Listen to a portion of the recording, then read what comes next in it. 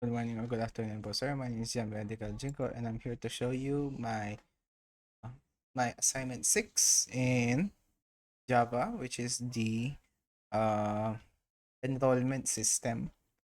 So here, ito po yung code ko. So, of course, SQL po yung SQL or yung you can access po para maka-transfer po yung mga gamit dito sa access po. So, if titignan natin po yung access ko po na enrollment system, wala pa pong laman to. Pero nakakonect na po ito sa Java Eclipse ko po. So here, ito po yung design ko. I went for more traditional or yung modern Dabsu natin po. And I want to also represent our school po. Or, I'm very proud of our school po. So here, i-test natin po siya. So here, as you can see, mga string. Tapos po, numerical dapat po to. Tapos, string na din po tong lahat. So, in here, let's go first kung ano yung mga basic na, let's say basic na functions. So here, if ever man na, let's say, ikaw ng add, and if yung add po na wala naman pong laman, or at least isa sa kanila po walang laman, is mag-error po yan. So, let's say, ito, John Benedict. Ito, walang last name, Jinko lang. Tapos, birthday ko, 2005, 29, 09, 29. Tapos, sama mail and model community. Tapos, contact numbers, 93, 4, 8, 5, 0, 8, 7, 6. As putting number ko, let's say, I don't know, 1, 2, 3, 4, 5, 1, 2, 3, 5. Last program ko po is PSIT, and if wala po yung isa, which is yung middle name, is empty, error yung bibigay niya po sa atin. So, dapat meron po yan. Kasi lahat naman po ng mga Filipinos, as I know, in my college, may middle name po sila. So, add natin. Kita natin, nag-update na po siya. And if makikita natin po siya sa access, ayan. So, while in here, this is good na. If ever man na gusto natin mag-update, click natin update. Pero, bago yon, mag-click ka muna ng student. Need mo mong click ng student. Kasi, if null po yung pinili, or if null, or wala kayo pong pinili, mag-error po talaga yan. Ayan po. So, dapat click natin po to para i-update.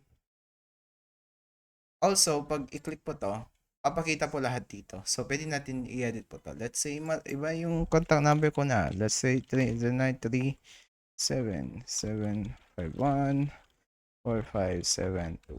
Ayan. Let's say, ayan na yung bago kong number. Di ba na yung, let's say, nagka-mistaken na kung ano, palat pala yung address ko. Update lang natin yan. Mag-update po siya. Ayan. Palat and yung contact number. As well as makikita natin po siya sa access, mag-iiba po yan. Ayan. And if ever man na mag-add po tayo ng more, let's say, si Yulong.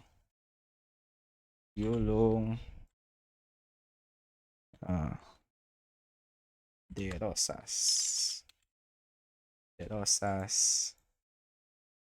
Alcantara. Tapos, birthday niya is 2001, January 1, 29. Is a female, and address niya is Pulong Bulo. Pulling number niya is, let's say, what? 1, 2, 3, 4, 5. 1, 3, 4, 5. 2, 3, 4, 6. Tapos contact number niya is 9, 7, 8, 491324. Yan yung number niya. Tapos siyang BA. Add lang natin. Added. Ayan. Ayan, makikita dito. Nag-add na yan. So, yun lang po. Let's say na pretty much wala naman iba dito. If let's say clear ko to, click ko pero iba yung napili ko, clear lang yan. Ayan. And as you can see,